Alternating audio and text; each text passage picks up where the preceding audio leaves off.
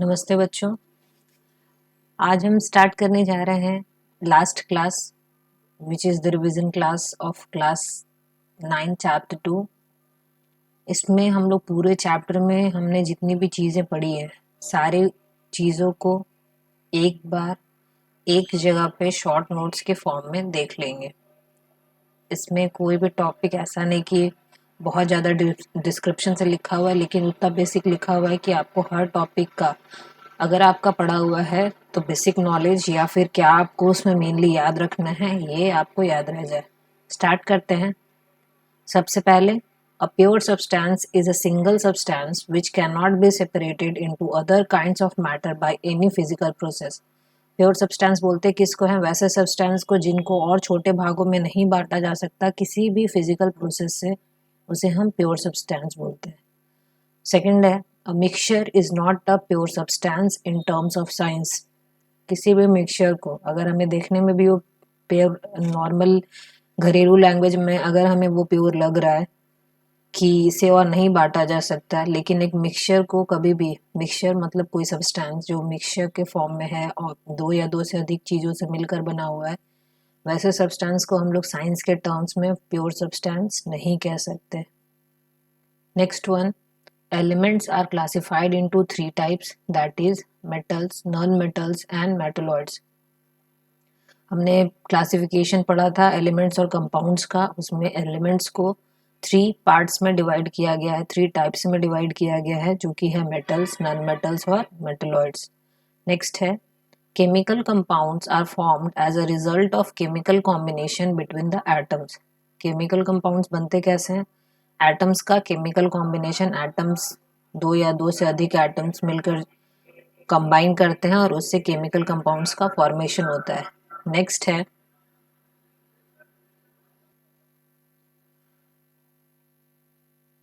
A solution consist of two components called solute and solvent. किसी भी चीज़ का अगर सॉल्यूशन बना है, मतलब अगर किसी भी चीज़ में किसी को घोला गया है, सॉल्यूशन कंप्लीटली दो चीज़ों से मिलकर बनता है।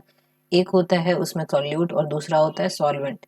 Next one, the solute particles in a solution can not be seen normally. Solute particles चूंकि सॉल्यूशन में, सॉल्वेंट में पूरी तरह से घुला हुआ होता है, तो कंप्लीटली या नॉर्मली हमें सॉल्यूट पार्टिकल सॉल्यूशन में नजर नहीं आते। नेक्स्ट है, a solution having maximum amount of solute dissolved in it at a given temperature is known as saturated solution.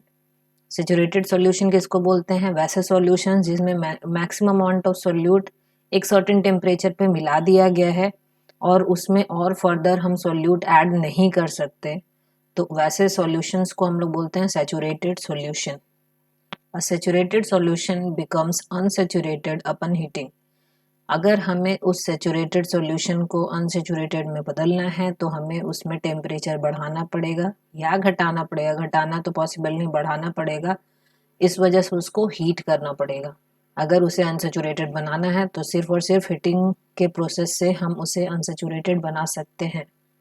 Next है, solubility is the maximum amount of solute dissolved in 100 gram of the solvent to form a saturated solution at a given temperature। solubility किसे बोलते हैं? वो maximum amount of solute जब 100 ग्राम of solvent में dissolve कर दिया जाता है at a certain temperature, तो उसे हम कहते हैं solubility। नेक्स्ट देखते हैं। ओके, सो नेक्स्ट है, compounds are of two types, organic and inorganic. Elements का टाइप हम लोग देख लिए। कंपाउंड्स जो होता है दो तरीके का होता है, ऑर्गेनिक और दूसरा है inorganic. Carbon is the essential constituent in all the organic compounds. Carbon जो है वो सबसे ज़रूरी कंपोनेंट है जितने भी ऑर्गेनिक कंपाउंड्स होते हैं उसमें। मैक्सिमम अमाउंट जो प्रेजेंट होता है जिस एलिमेंट का वो है carbon. Mixture is of two types, homogeneous and heterogeneous. Mixture दो तरीके का होता है, एक होता है होमोजीनियस, दूसरा होता है heterogeneous. In a homogeneous mixture constituents present are not seen. Homogeneous mixture चूंकि एक दूसरे से कंप्लीटली एक दूसरे में डिसॉल्व रहता है, उनके पार्टिकल्स हमें अलग अलग नहीं दिखते, तो कंस्टिट्यूएंट जो प्रेजेंट होता है अलग अलग वो हमें नहीं दिखता, वो कंप्लीट मिक्सचर यूनिफॉर्म दिखता है। In a homogeneous mixture, the combining substance or constituents are uniformly mixed throughout. In heterogeneous, these are not. किसी भी होमोजीनियस सॉल्यूशन में जो कंस्टिट्यूएंट सॉल्यूशन या मिक्सचर बोलते हैं हम लोग, होमोजीनियस मिक्सचर में जो कंबाइनिंग सब्सटेंसेस प्रेजेंट हैं वो कम्प्लीटली और थ्रू आउट एक दूसरे से मिक्सड रहते हैं, यूनिफॉर्म रहते हैं, लेकिन हेट्रोजीनियस मिक्सचर में ऐसा नहीं होता। Homogeneous mixtures are regarded as solution. Homogeneous mixture चूंकि जैसे सॉल्यूट और सॉल्वेंट एक दूसरे में डिजॉल्व होकर सॉल्यूशन बनाते हैं, होमोजीनियस मिक्सचर के भी जो पार्टिकल्स होते हैं एक दूसरे में कंप्लीटली यूनिफॉर्मली मिक्स्ड होते हैं, इस वजह से इन्हें सॉल्यूशंस भी कहा जाता है। नेक्स्ट देखते हैं। नेक्स्ट है हमारा solubility of salts in water generally increases with rise in temperature and in case it decreases। solubility जो है जैसे जैसे हम लोग टेम्परेचर बढ़ाएंगे solubility हमारा बढ़ता चला जाएगा, और जैसे जैसे टेम्परेचर घटेगा solubility भी क्या है, घटता चला जाएगा। मतलब solubility है डायरेक्टली प्रोपोर्शनल किसके, टेम्परेचर के। नेक्स्ट है हमारा the concentration of a solution is expressed as mass by mass percent or volume by volume percent और mass by volume percent। अगर आपको टॉपिक याद होगा तो हमने कंसंट्रेशन का फॉर्मूला भी देखा था कि अगर दो पार्टिकल प्रेजेंट है ए और बी और उसमें से हमें किसी एक का कंसंट्रेशन निकालना है तो V A by V A plus V B ऐसा हम लोग निकालते थे। तो किसी भी कंसंट्रेशन किसी भी सॉल्यूशन का निकालना है तो उसका कंसंट्रेशन निकलेगा मास बाय मास परसेंट। अगर वॉल्यूम के एस्पेक्ट में निकाल रहे हैं तो वॉल्यूम बाय वॉल्यूम परसेंट और mass by volume percent. Next है a solution is said to be dilute if the concentration of a solute in the solution is not more than 5%। हम लोग पढ़ते हैं concentrated solution और dilute solution। तो dilute solutions ऐसे solution को बोलते हैं जिनमें सोल्यूट का जो परसेंटेज है वो 5% से कम हो या 5% के बराबर हो, 5% से ज़्यादा नहीं होना चाहिए। नेक्स्ट है strength of a solution is the amount of the solute in grams present in 1 litre of the solution. Strength किसे बोलते हैं, तो amount of solute in grams present in 1 litre of solution. जब 1 लीटर सॉल्यूशन में certain amount grams में present हो solute का तो उसे हम स्ट्रेंथ ऑफ सॉल्यूशन बोलते हैं। नेक्स्ट देखते हैं।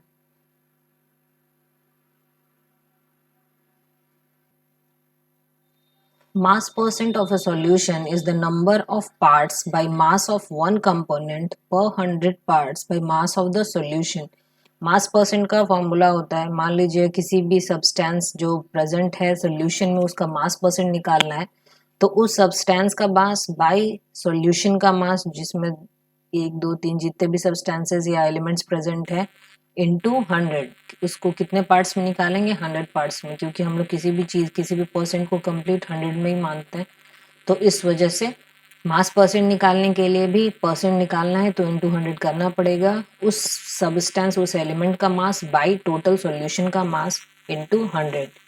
Volume percent is the number of parts by volume of one component per 100 parts by volume of solution। वैसे ही वॉल्यूम परसेंट निकालना होगा तो उसमें भी volume of one substance by volume of solution into 100। किसी भी चीज़ का परसेंटेज निकालने के लिए हम लोग 100 से मल्टीप्लाई करेंगे और उस single solute bye solution into 100 करना होगा। या हमें मास परसेंट निकालना है तब भी यही करना होगा, अगर वॉल्यूम परसेंट निकालना है उस वक्त भी हमें यही फॉर्मूला का यूज़ करना है। सिर्फ चेंज किस में आएगा, वहाँ पे मास यूज़ होगा, यहाँ पे वॉल्यूम यूज़ होगा सब्सटेंस का। Both mass percent and volume percent do not have specific units, however strength have specific unit. Listen, जितने अगर हम मास परसेंट निकाल रहे हैं तो ऊपर जो यूनिट होगा नीचे भी वही यूनिट होगा तो कैंसिल आउट हो जाता है। इस वजह से मास परसेंट और वॉल्यूम परसेंट का कोई स्पेसिफिक यूनिट नहीं होता। लेकिन अगर हम लोग स्ट्रेंथ किसी भी सॉल्यूशन का निकालेंगे तो उसका स्पेसिफिक यूनिट होता है। True solutions are the same as homogeneous mixture. True solution जो होता है उसे होमोजीनियस मिक्सचर भी कहा जाता है। ओके, सो ट्रू सॉल्यूशन, जितने भी सॉल्यूशन हम बोले कि सॉल्यूट और सॉल्वेंट का कॉम्बिनेशन कंप्लीटली एक दूसरे में से सॉल्यूशन कहते हैं, वैसे ही होमोजीनियस मिक्सचर में भी जितने भी कंपोनेंट्स प्रेजेंट होते हैं मिक्सचर में, सारे एक दूसरे से यूनिफॉर्मली मिक्स्ड होते हैं कम, और थ्रू आउट वैसे ही दिखते हैं कि उनका अलग अलग अस्तित्व या अलग अलग पहचान उस मिक्सचर में नज़र नहीं आता। इस वजह से हम ट्रू सॉल्यूशंस को होमोजीनियस मिक्सचर भी कह सकते हैं, या दोनों का प्रॉपर्टी लगभग लगभग सेम होता है। नेक्स्ट है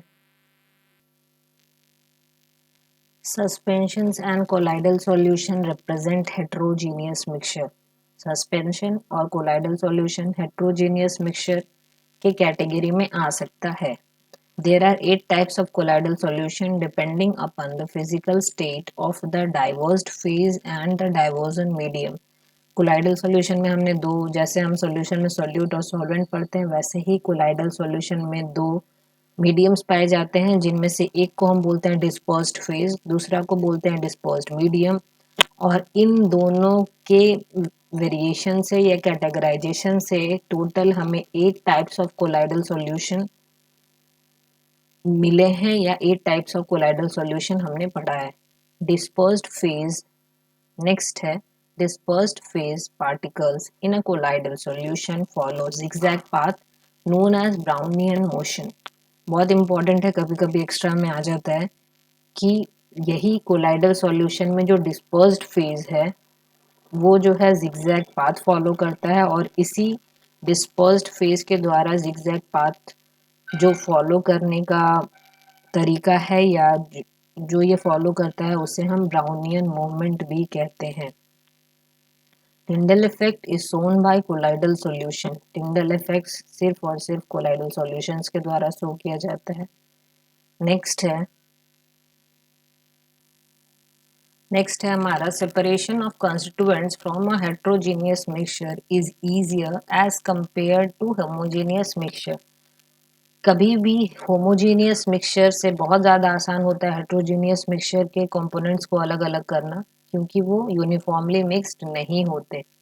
नेक्स्ट है centrifugation helps in the formation of precipitate और रेसिड्यू। सेंट्रिफ्यूगेशन जो प्रोसेस है वो प्रेसिपिटेट या रेसिड्यूज जो हमें जमा हुआ भाग मिलता है उसे पाने में मदद करता है। Two immiscible liquids can be easily separated with the help of separating funnel। दो ऐसे लिक्विड्स जो आपस में मिल नहीं सकते, घुल नहीं सकते, उनको आसानी से सेपरेटिंग फनल जो हम लोग मेथड पढ़े हैं उसके थ्रू अलग किया जा सकता है। Simple distillation helps in purifying an impure liquid containing non-volatile impurities, or a miscible liquid mixture in which constituents differ in their boiling point by more than 25 degree Celsius. Simple distillation सिर्फ और सिर्फ वैसे ही liquids को purify कर सकता है जिनमें impure liquid non volatile impurities present हो, या वैसे मिसिबल लिक्विड्स जिनका बॉइलिंग पॉइंट में 25 डिग्री सेल्सियस से ज़्यादा का डिफरेंस हो। उससे कम अगर डिफरेंस होगा तो सिंपल डिस्टिलेशन से हम वैसे सॉल्यूशंस को, वैसे सब्सटेंसेस को, वैसे चीज़ों को अलग नहीं कर सकते, उसके लिए दूसरा प्रोसेस यूज होता है। Next one, two miscible liquids differing in their boiling points by not more than 25 degree Celsius can be separated by distillation। और हम लोग बोल सकते हैं फ्रैक्शनल डिस्टिलेशन। फ्रैक्शनल डिस्टिलेशन इसका प्रॉपर वर्ड है, फ्रैक्शनेटिंग कॉलम हम लोग इसमें यूज करते हैं। तो दो ऐसे लिक्विड्स जिनका बॉइलिंग पॉइंट में डिफरेंस 25 डिग्री सेल्सियस से कम हो, उसे अलग करने के लिए हम लोग फ्रैक्शनल डिस्टिलेशन का यूज करते हैं।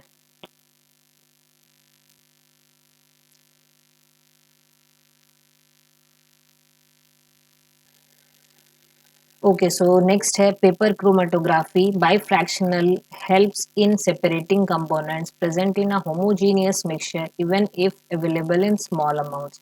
पेपर क्रोमेटोग्राफी एक ऐसे प्रोसेस को हम कहते हैं जिनमें हम होमोजीनियस मिक्सचर्स, मतलब एक ऐसे सॉल्यूशंस को अलग कर सकते हैं जिसमें बहुत स्मॉल अमाउंट्स में भी पार्टिकल्स प्रेजेंट है। ये मेनली कलर्स के लिए यूज होता है, लेकिन इसमें स्मॉल अमाउंट्स में भी जो मिक्सचर्स प्रेजेंट हैं उन्हें हम अलग अलग करके इस्तेमाल कर सकते हैं।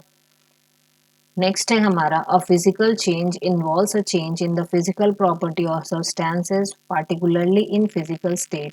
फिजिकल चेंज एक ऐसे चेंज को कहते हैं जिसमें मेनली फिजिकल प्रॉपर्टीज किसी भी सब्सटेंस का चेंज होता है, उसके फिजिकल स्टेट में चेंज आता है। फिजिकल स्टेट में चेंज आना मतलब उसके इंटरमॉलिक्यूलर फोर्सेस में चेंज आना, इंटरमॉलिक्यूलर स्पेसेस में चेंज आना, और इन सारी चीज़ों में जब चेंज आएगा तो फिजिकल स्टेट खुद ब खुद बदलेगा, और ऐसा चेंज जब होता है तो हम उसे फिजिकल चेंज कहते हैं।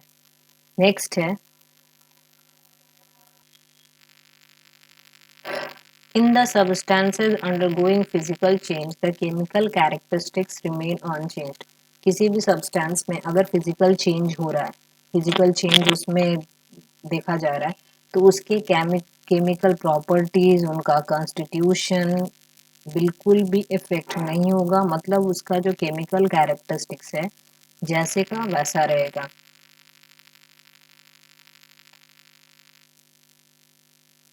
नेक्स्ट हम देखते हैं a physical change can be easily reversed by reversing the condition which bring about the change in the physical state।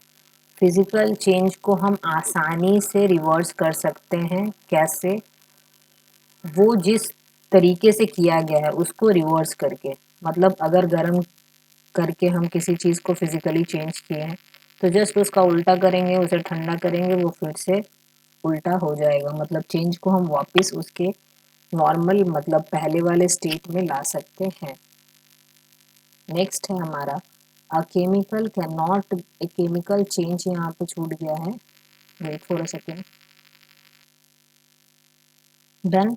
A chemical change cannot be easily reversed. It requires certain specific condition। जैसे हमने कहा कि physical change को वापस करने के लिए हमें ज़्यादा कुछ नहीं करना, बस कंडीशंस को रिवर्स कर देना है। लेकिन केमिकल चेंज को इजीली रिवर्स नहीं किया जाता, जा सकता है।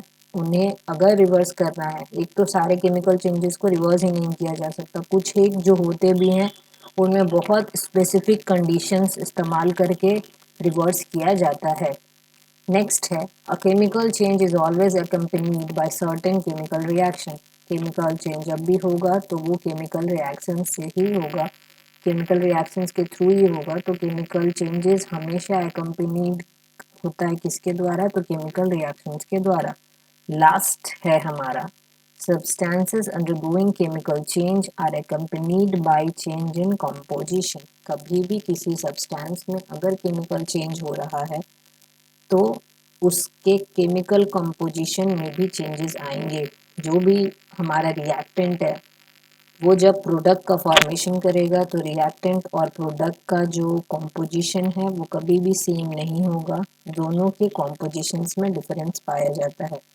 तो केमिकल चेंज जब भी होगा तो सब्सटेंस के केमिकल कंपोजिशन में भी चेंज आएगा।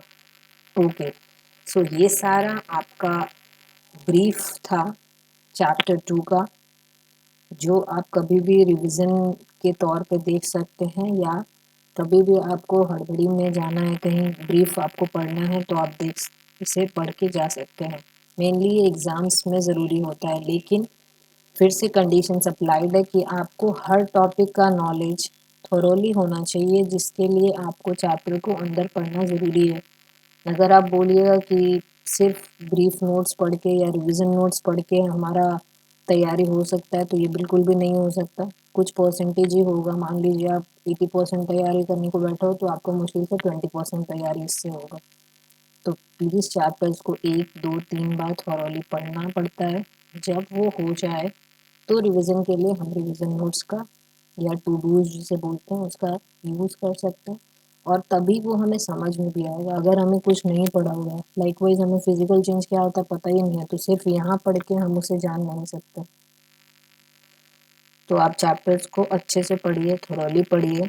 जब कहीं जाना है, किसी एग्ज़ाम में बैठना है, तो आप रिवीजन नोट्स का इस्तेमाल कर सकते हैं। अगर आपको कोई प्रॉब्लम हो तो आप कमेंट सेक्शन में मुझे सवाल पूछ सकते हैं। बाकी चैनल्स को लाइक कीजिए, सब्सक्राइब कीजिए, ताकि मुझे भी पता चले कि मेरे द्वारा किया गया एफर्ट लोगों को यूज हो रहा है या नहीं। Take care and study well. Good bye.